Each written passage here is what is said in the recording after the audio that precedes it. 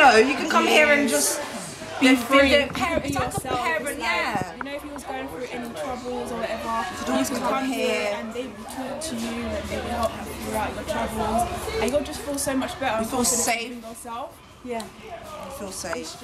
It's sad to see it go, actually. I still have my auntie's here as well, and she was saying from the 70s how much it's changed and developed, and for it to go now is just actually really sad. Really sad. We've been coming here. It's not just wood. It's not just wood. It's a home. Yeah. It's a home to many. And you know, I thought that I would actually get to bring my children here because I've been coming here from generation from my sisters, from my.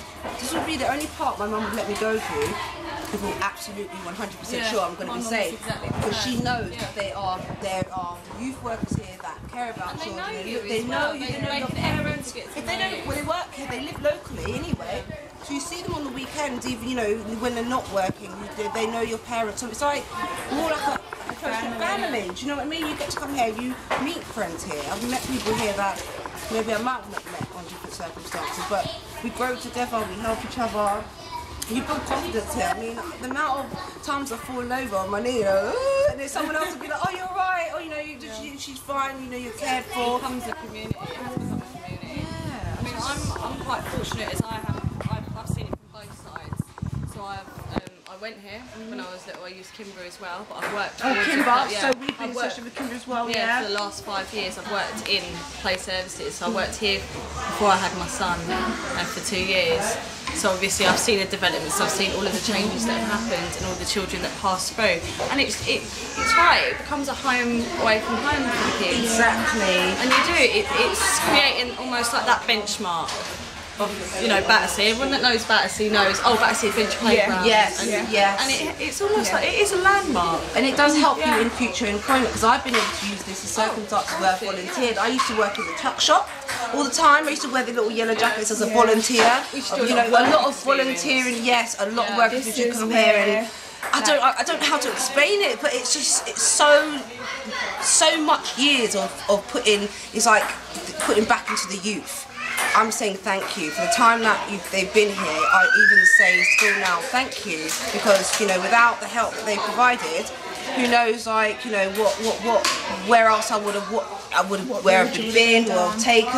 I've always had somewhere to go. I've always had somewhere to go and to have fun.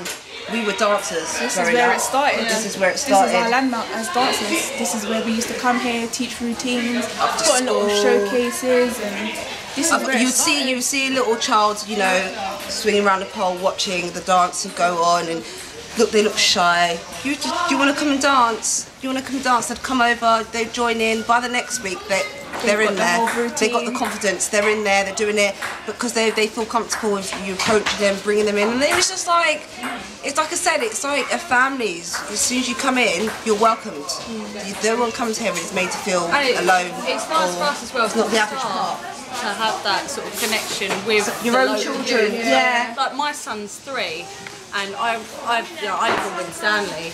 And it's just, what is he going to do? There's another adventure playground, obviously, that's York Gardens is shutting down as well. Are they? And Kimber. So I'm wondering, there's going to be none of these facilities for my son. So by the time his generation comes around, what is he going to do?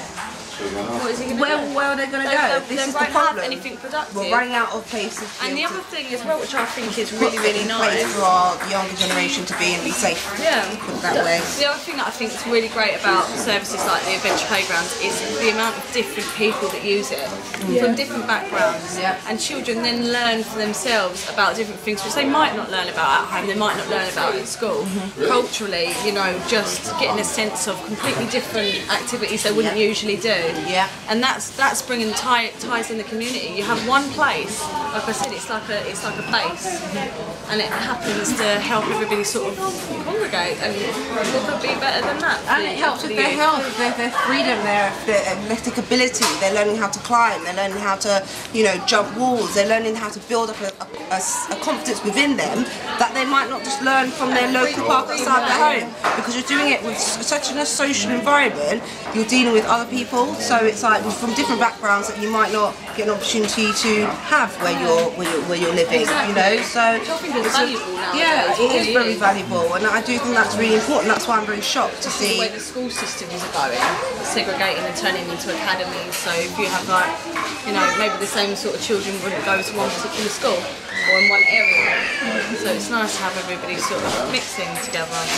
What are your concerns about safeguarding in gangs and young kids? Well, Battersea Park's never been a place to support that.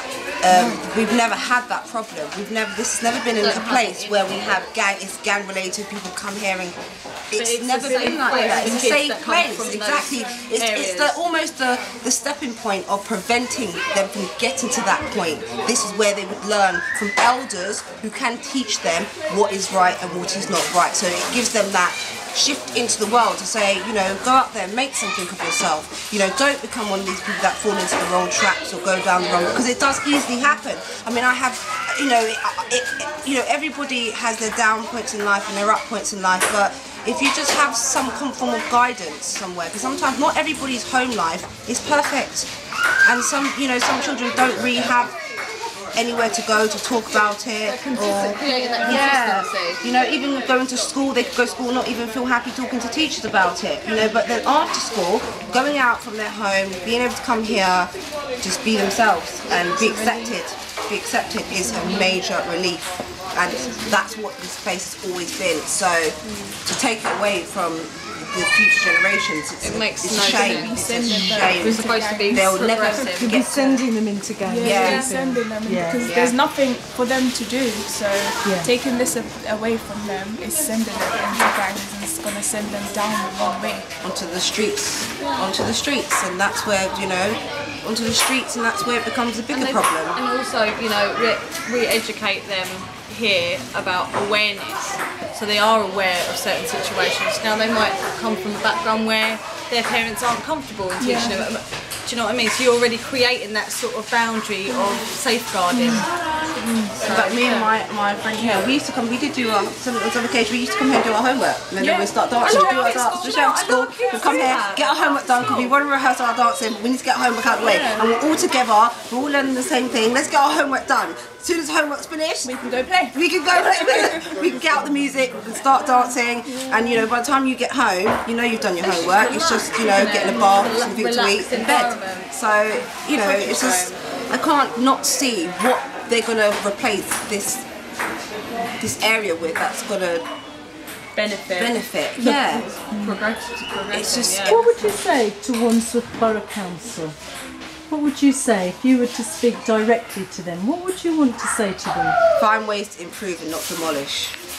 That's it. That just ends there. Find a way to improve and not demolish. Just because you can't find a way to improve doesn't mean it has to be taken away completely, because you're struggling with a way of moving forward, you know, with this area, or what to do. Maybe, yeah, we all know that there's a problem with the economical climate right now, you know, with the recession, and different councils are struggling, not getting the same budget from the government, banks are struggling. We all know, it's not a secret. So we know that the funds aren't going, you know, being resourced as they used to be, but there's always there's a way, because, you know, like I said, there is a way to do it, but they're just not committing no time to it, and they're just thinking, no, this is an easy problem to get rid of, just close it down.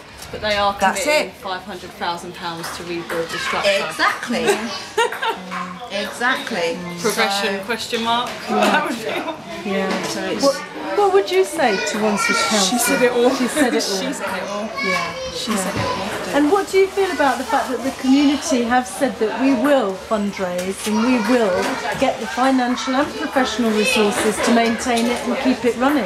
And the fact that the council have not accepted that. Yeah. There's no evidence publicly of any kind of progress with reference to keeping them open and keeping them staffed. well, if they could then rethink that and maybe give it a trial basis, let us restructure this in a proper way, give us the time so we can get it out there to people who, there's a lot of people who have attended this adventure playground are still unaware this is what's happening. They're going to come to Battersea Park thinking, let's go to the adventure playground, and come and, oh, the adventure playground's not there anymore. Then they're not aware. Then they're not aware of this. So it's not been as widespread. We haven't been given the appropriate amount of time to get this really out there. Through networking site. Yeah. So it's been like a loss. It just feels too soon. Yeah. Is it a shock to you? It's a I only shock. found out yesterday. You know, it's like I couldn't believe it. This is the last time I'm going to actually pay respects to the grounds that taught me a lot, and to the people who've done a lot for me growing up as a young person, to build me into the person who I am today. So, and I can only just say thank you. But it's just unfortunate that, you know, younger generations aren't going to be given the same opportunity because of the decisions that have been made. You know.